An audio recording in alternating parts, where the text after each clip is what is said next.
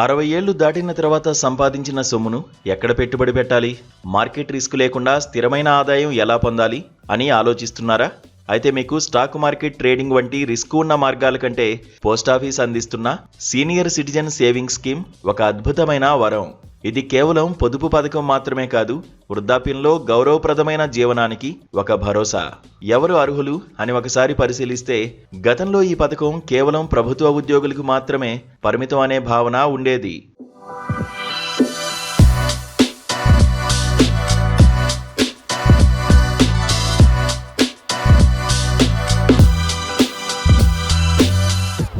కానీ ఇప్పుడు ప్రతి భారతీయ పౌరుడు దీనికి అర్హుడే.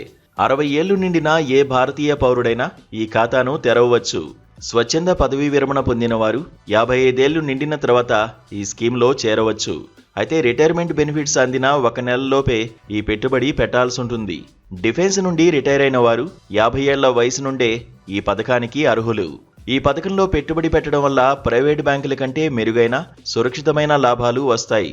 కనిష్ట పెట్టుబడి 1000 రూపాయలతో ఖాతా ప్రారంభించవచ్చు. గరిష్ట పెట్టుబడి ఒక వ్యక్తి లేదా భార్యాభర్తలు కలిసి గరిష్టంగా 30 లక్షల రూపాయల వరకు పెట్టుబడి పెట్టవచ్చు. ప్రస్తుతం ఈ పథకానికి ప్రభుత్వం 8.2% వడ్డీని అందిస్తోంది. ఇది ఇతర పొదుపు పథకాలతో పోలిస్తే చాలా ఎక్కువ వడ్డీని ప్రతి 3 నెలలకు ఒకసారి మీ సేవింగ్స్ ఖాతాలో జమ చేస్తారు. ఇది సీనియర్ సిటిజన్లకు నెలవారీ ఖర్చుల కోసం ఎంతో ఉపయోగకరంగా ఉంటుంది. ఈ పథకం ప్రాథమిక కాలపరిమితి 5 ఏళ్లు.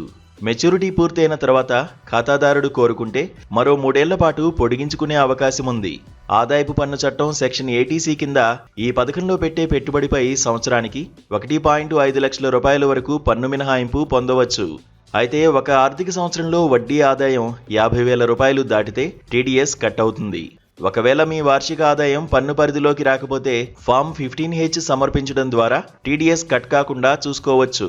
అత్యవసర పరిస్థితుల్లో ఖాతా తెరిచిన ఏడాది తర్వాత ఎప్పుడైనా నిధులను వెనక్కి తీసుకోవచ్చు. అయితే ఇందుకు కొంత మొత్తం పెనాల్టీగా కట్ అవుతుంది. అలాగే ఖాతా తెరిచే సమయంలోనే లేదా ఆ తర్వాత నామినీని చేర్చుకునే సౌకర్యం ఉంది.